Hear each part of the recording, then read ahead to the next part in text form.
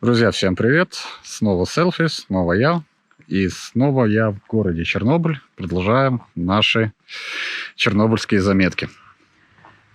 Сегодня у нас будет... Сегодня у нас Свято-Илинская церковь.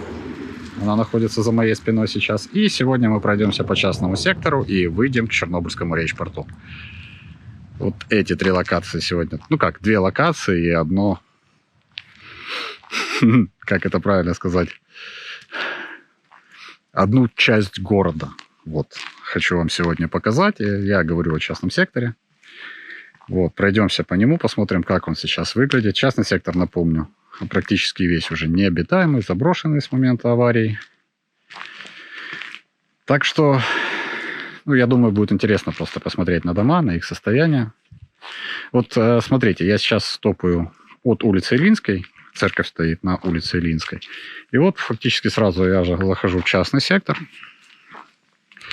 Поворачиваю камеру.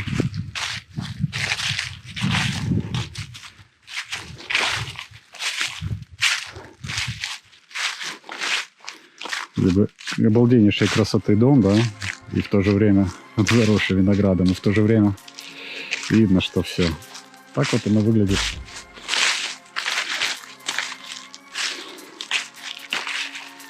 Частный сектор в городе Чернобыль.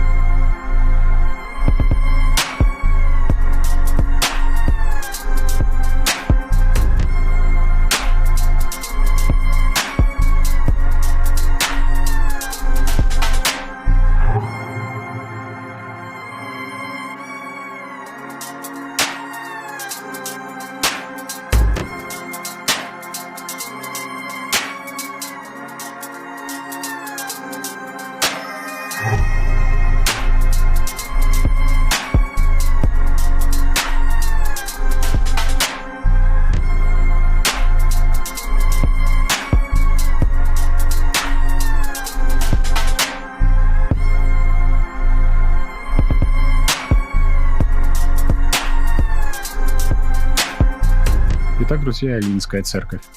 Официально считается, что это единственная церковь в зоне отчуждения, службы в которой проходят на регулярной основе.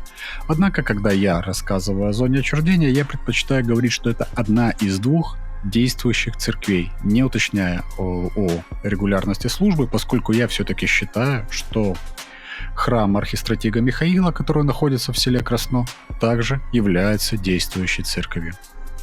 Понятно, что там служба проходит не регулярно, не часто, однако они там проходят, и есть все основания, по крайней мере для меня, считать храм архистратига Михаила также действующей церковью.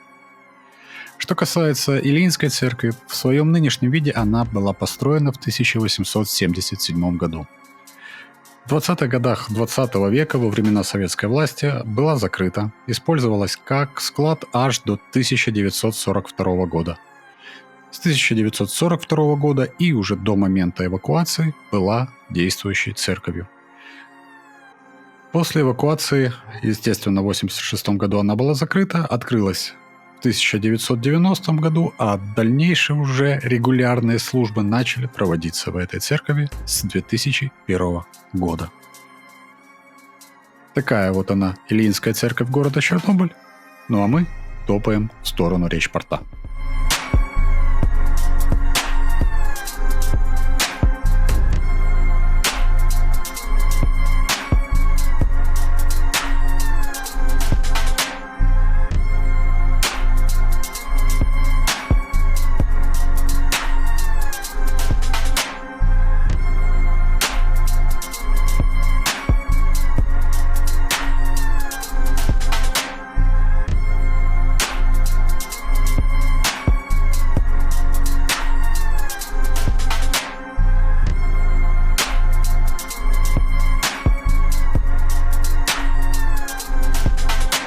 Ричпорт. На самом деле, вот там дальше на острове еще во время войны был судоремонтный завод. И здесь, в этом затоне, в Чернобыльском затоне реки Припять, ремонтировались большие и малые печные суда. Сейчас же это, по большому счету, просто кладбище кораблей. Кладбище речных кораблей, которые были подвержены радиоактивному загрязнению, стянуты сюда и здесь брошены на последнюю стоянку. Лично я на самом деле просто люблю это место, просто сюда прийти, посмотреть на воду, посмотреть на корабли. Не думаю, что стоит много говорить об этом месте. Давайте лучше просто на него посмотрим.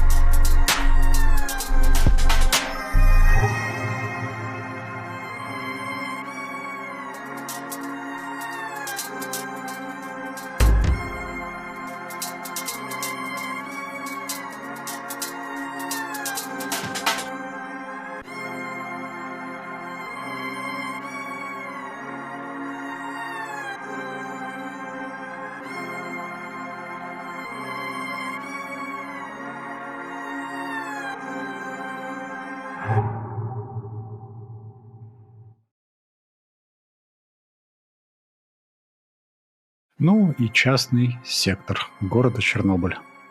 На самом деле частный сектор занимает, наверное, большую часть города, и в большинстве своем он выглядит именно вот так.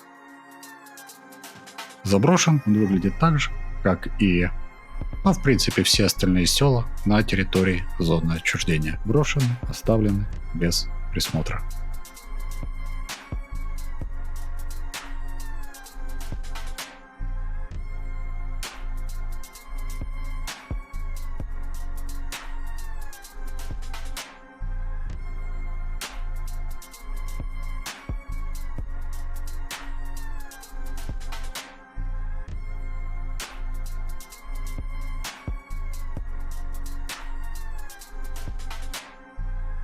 Как видите, состояние домов уже весьма плачевное. Хотя часть домов, какая-то часть небольшая домов, используется некоторыми предприятиями на территории зоны отчуждения. Однако это абсолютный минимум. Большинство домов находится вот в таком состоянии.